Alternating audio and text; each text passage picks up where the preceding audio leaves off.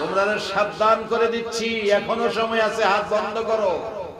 মুসলমানদের গার্জিয়ান এত ক্ষমতাবান, ধরে না ধরে না ধরে না ধরে না, যেদিন ধরবে সেদিন ইন্না আযাবি লাশাদীদ কোরআন বলছে। তবে আমরা সে মালিক খুশি করি, তাইলে মালিক আমরার পক্ষে আসবে। বদর প্রান্তরে নবীর সাথে সৈন্য ৩১৩, দুইটা বাচ্চা, খেজুরের ডাল, হাতিয়ার। আব্দুর রহমান বিন আউফ রাদিয়াল্লাহু তাআলা বলেন, দুইটা বাচ্চা একটু পর পর খালি জিগা, চাচা আবু জাহেল যে আইছে, আবু জাহেলটা কোনটা? ১০০০ সৈন্য লয়ে বলে আইছে আমার নবীর মারবো, দেখাই দিছে আবু জাহেল ওই যে হে দলের বিরুদ্ধে। দুইটা বাচ্চা দৌড় দিয়া খেজুরের ডাল গিয়া আবু জাহেলের বাড়ি শুরু করছে, কোথায় নিচে পেয়েছে। আবু জাহেলের ছেলে আকরাম আয়া ছোট্ট ভাইটার গর্দানে আঘাত করছে, গর্দানের হাড্ডি কাইটা, গোশত কাইটা, চামড়াটা লেগে রয়েছে, হাতটা ঝুলতাছে, বাচ্চা ছোট, কষ্ট হয়। হাতটা পায়ের নিচে পারাদা ধরে আঙুলে টান দিয়া ছিঁড়া দিচ্ছে, ছিঁড়া ফেলাইয়া মামাতে আঘাত করতেছে। আব্দুর রহমান বিন আউফ বলেন, আল্লাহর কসম করে বলে আমি দেখি এই বাচ্চাদের সাথে আকাশ থেকে হাজার হাজার সাদা পোশাকধারী সৈন্যরা আবু জাহেলের গায়ে আক্রমণ করতেছে।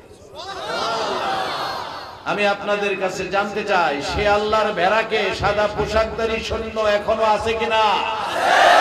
যেদিন মুসলমান কোরআন সুন্নাহর ছায়া তলে যাবে, সেদিন সেই সাদা পোশাকধারী সৈন্য আবার মুসলমানদের পক্ষে জগতে আসবে। তবে বেজাল গুলি ছাইড়া যাইবে, নাইলে বিদায় খেলে। আর যদি বেজাল ছাড়তারেন বেহেশতে যাইবেন, আমার কথা না, নবী গ্যারান্টি দিছে, মান ক্বালা লা ইলাহা ইল্লাল্লাহু ফাদাখালাল জান্নাহ। যারা জীবনে পড়ছেন লা ইলাহা ইল্লাল্লাহু মুহাম্মাদুর রাসূলুল্লাহ, আপনারা জান্নাতি জান্নাতি জান্নাতি। খালি যদি এই বাঙ্গা জগ যদি না রাখে, দুধ পানি দিয়েন না, জগটা বাইঙ্গেন না, বাঙ্গা জগ পানি থাকে। এরপরে আসলে নবী কষ্ট করে আপনারা জান্নাতি বানাইছে। বলবেন হুজুর যাইতারুম নি, আর যাইতারুম কি, জান্নাতে গিয়ে দিয়েছে। এটা আমার কথা না,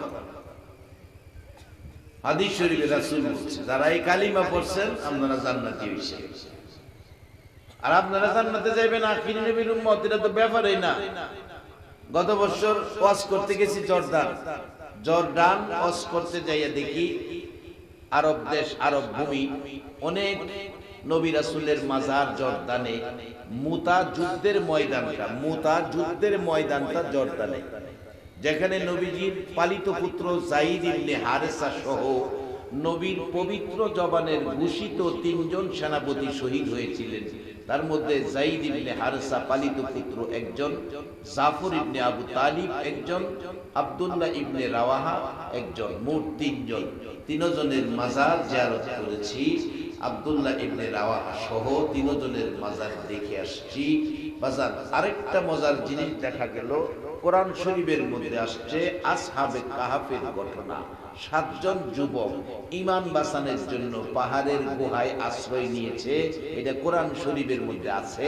কোরআনে আমরা বাংলাদেশে পাইছি, জর্দান গিয়া সরাসরি দেখে যে ঘটনাটা কোরআনে আইছে, এই ঘটনাটা সরাসরি দেখে আইছে।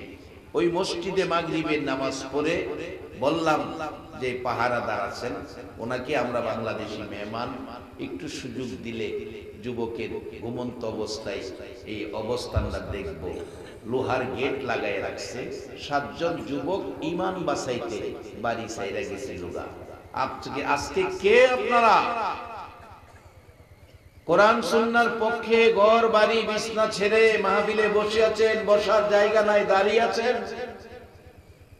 কি পুরস্কার আল্লাহ আপনাদের জন্য দিবে? পুরস্কার কত বড় হবে, নিবেন কিভাবে, রাখবেন কোথায়? আসহাবে কাহাফের ঘটনার দিকে নজর দেন। কুকুর সাথে গেছিল, ৭ জন যুবকের সাথে কুকুর নামাজ নাই, রোজা নাই, উজু নাই, গোসল নাই, একটা পরনো কাপড়ও নাই। এই কুকুর নাপাক প্রাণী, যুবকের মহব্বতে গেছে, গুহাটার মুখে শুয়া পাহারা দিত, এখন লোহার গেট বানায় বন্ধ করে রাখছে। বললাম দেখতে চাই, খুলে দিলেন, কুকুরটা নাই, মারা গেছে। ভিতরে ঢুকলাম, আমাদের পিছে পিছে আরো জর্দানি মেয়ে পুরুষ কয়েকজন ঢুকলো, ডিম লাইট জ্বালিয়ে রাখছে ভিতরে, গুহার ভিতরে। জর্দানি দেখাইলো এখানে দুইজন, এখানে দুইজন, 4-5 হাত ভিতরে দেখাইলো 3 জন। আরেকটা গুহা ছোট্ট ছিদ্র আছে, দেখা যায় তারা ঘুমাইতেছে।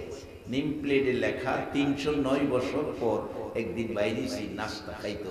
বাজারে দেখে বাজার আগের মতো নাই, বাজারের মানুষ নাই, কাউরে চিনি না, এরারে কেউ চিনে না, টাকাও বাজারে চলে না। অবশেষে আবার গিয়া ঘুমাইছে। কোরআন বলছে কিয়ামত পর্যন্ত ঘুমাবে। এই ইমানদারের পিছনে নাপাক প্রাণী কুকুর যাওয়ার কারণে কুকুরের নামটা কোরআনে আইছে কিতমির। কিতমির নাম দিয়া আল্লাহ আসহাবে কাহাফের কুকুরকেও 7 জন যুবকের সাথে বেহেশতি বলে ঘোষণা করে দিয়েছে। বাবারা ভাইরা, আসহাবে কাহাফের কুকুর যদি ইমানদারের পক্ষ লইয়া নাপাক প্রাণী জান্নাতি হতে পারে, আজকে যারা আখিরি নবীর উম্মত হইয়া গো বাবা জীবনে গুনাহ খাতা থাকতে পারে, তারপরেও যারা কোরআন সুন্নাহর ছায়ার তলে বসে আছেন, আমার নবী বলেছে তোমাদের জন্য 2টো জিনিস রেখে গেলাম। পৃথিবীর উম্মতেরা রে, এমন একদিন আসবে আমি নবীর রহমতের হাত পাবি না। তোমাদের জন্য আমি নবী 2টো জিনিস রেখে গেলাম। তারাকতু ফিকুম আমরাইন লান তাদিল্লু মা তামাসসাকতুম বিহিমা কিতাবাল্লাহ ওয়া সুন্নাত রাসূলি। যেদিন আমি নবীর রহমতের হাতের ছায়া তোমরা পাবি না, সেদিন আমি 2টো জিনিস রেখে গেলাম, সেই কোরআন সুন্নাহর ছায়ার তলে তোমরা থাকবে। এরে বাবারা ভাইরা, আসহাবে কাফির কুকুর যদি ইমানদারের পক্ষে গেলে জান্নাতি হয়, আজকে নবীর রেখে যাওয়া কোরআন সুন্নাহর পক্ষে যারা বসে আছেন, আল্লাহ কি আপনাদেরকে জান্নাতি ঘোষণা দিতে পারে না? তবে বাজান, বেজাল কাজ করলে কিন্তু ঝামেলা আছে। তার আগে আল্লাহ কি পরামর্শ দিয়েছে আখিরি নবীর উম্মতকে? নবী এত কষ্ট করেছে, বিদায় উম্মতের প্রতি আল্লাহর মায়া দয়া বেশি হয়ে গেছে।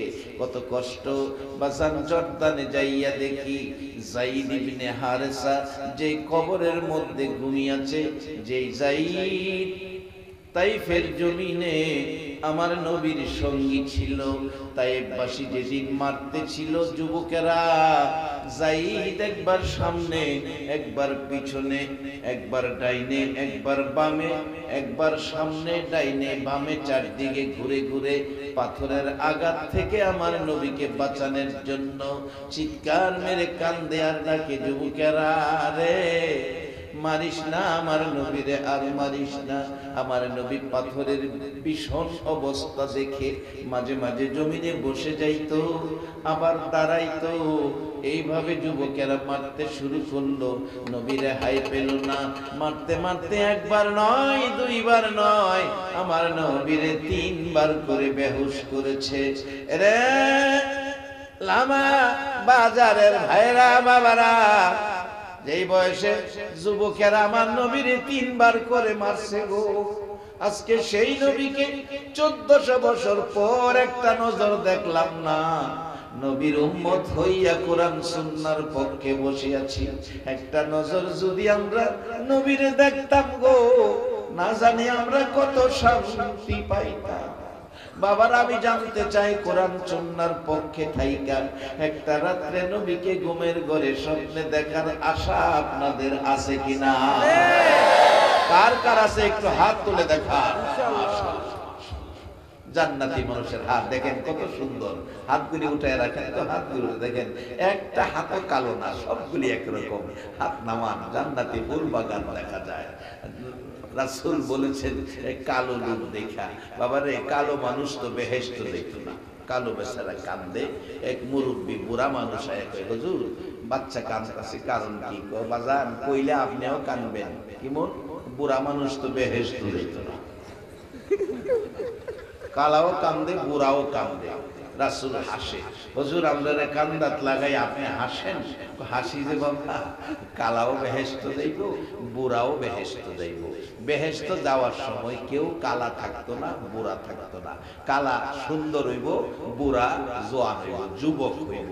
18 থেকে 20, মতান্তরে 20 থেকে 25 বছরের বয়স একরকম সুন্দর থাকবো, একটু বেশ কম থাকতো না। আজকে সেই হাতগুলি যে উঠাইছে, যারা স্টেজে আছে জিজ্ঞেস কইরেন, একটা হাতও কালো দেখা গেছে না, সবগুলি হাত একরকম দেখা গেছে। এতে বোঝা যায় আপনারা জান্নাতি কবুল হয়ে গেছে। কিভাবে ধরে রাখবেন, ছোট্ট দুইটা কথা আপনাদের সামনে বলে যাব। বাজার এই পক্ষে থাকা দরকার। এই জন্য বাবা যায়েদ ইবনে হারেসা বলেন, একবার নয়, দুইবার নয়, 3 বার করে নবীকে বেহুশ করেছে। যায়েদ ইবনে হারেসা বলেন, তারা বেহুশ অবস্থায় রেখে চলে গেলেন।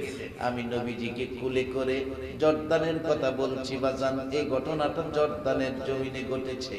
জর্দানের জমিনে আমার নবীর পালিত পুত্র যায়েদ ইবনে হারেসা যেখানে ঘুমিয়েছে, সেই জায়গায় যাইয়া নবীর এই তাইফের জমিনের ঘটনার কথা আমার মনে হয়েছে। এই যায়েদ ইবনে হারেসার মাজারের পাশে দাঁড়াইয়া ওই তাইফের ঘটনাটা আমার মনে হয়েছে। তাইফের জমিনে যায়েদ ইবনে হারেসার দরবারে যাইয়া কথাটা মনে হলো। যায়েদ ইবনে হারেসা বলেন, পৃথিবীর মানুষেরা রে, আমি নবীকে কোলে নিলাম, জ্ঞান ফিরে না, মাথা ছেড়ে দিছে, মাথা উঠাইতে পারে না। পাহাড়ের কাছে যাইয়া পাথরে বসাইয়া বুকের মধ্যে জড়াইয়া মাথা মোবারক কাদের মধ্যে রাখলাম, নবীর মাথা একেবারে সোজা করতে পারে না, জ্ঞান ফিরে আসতেছে না। যায়েদ কান্দে, মাহবুব তোমার নবীরে ফিরাইয়া দাও, প্রয়োজনে আমি যায়েদকে নিয়ে যাও। তারপরেও নবীর জ্ঞান ফিরতেছে না। জিবরাইল এসে গেছেন আমার আল্লাহর অনুমতি লইয়া। ও জিবরাইল যাও, বন্ধু যদি অনুমতি দেয় এই ব্যথা মায়ের দুঃখের প্রতিশোধ নিও। জিবরাইল এসে ডাকছে, হুজুর এত মায়ের খাইবেন গো, একটা বার আল্লাহর ডাক দিলেন না, বিচার চাইলেন না, আমাকেও বললেন না। হুজুর আর চিন্তার কারণ নাই, আমি জিবরাইল পাশে, ডান দিকে 70,000 ফেরেশতা, বাম দিকে 70,000 ফেরেশতা। হুজুর অনুমতি দেন, আপনার গায়ে যারা আঘাত করেছে, রক্তাক্ত করেছে, 3 বার বেহুশ করেছে, নবী গো অনুমতি দেন, বিচার করব, প্রতিশোধ নেব। আমার নবী জোর করে চোখের পানি ছেড়ে দিলেন। জিবরাইল, না তুমি কি জানো না আমি নবী প্রতিশোধের নবী না, আমি প্রতিশোধের নবী না। ও জিবরাইল, প্রতিশোধ চাই না, বিচার চাই না, আমার কাছে একটা আবেদন করি জিবরাইল রে। আমার জামাটা সাদা ছিল রে জিবরাইল, একেবারে সারাটা জামা লাল হয়ে গেছে, সাদার কোনো চিহ্ন পাওয়া যায় না। যায়েদ বলেন, পৃথিবীর মানুষেরা রে, যদি জামা মোবারক নবী খুইলা দিত, চিপা দিলে অনেকগুলো রক্ত নবীর জামাত থেকে বাহির হতো। জিবরাইল, এই রক্ত ভিজা জামাটা তোমাকে সাক্ষী বানাই, আরে জিবরাইল আমার প্রভুর কাছে জমা রাখতে চাই। হাসরের মাঠে যদি আমার উম্মতেরা বিপদে পড়ে যায়, এই রক্ত মাখা ভিজা জামা দেখাইয়া আমার গুনাহগার উম্মতের পার করে নিয়ে যাইব। সেই নবীর কথা মানা, নবীর আদর্শে চলা, নবীর আদর্শ মানা, বলুন আমাদের দরকার আছে কিনা? সেই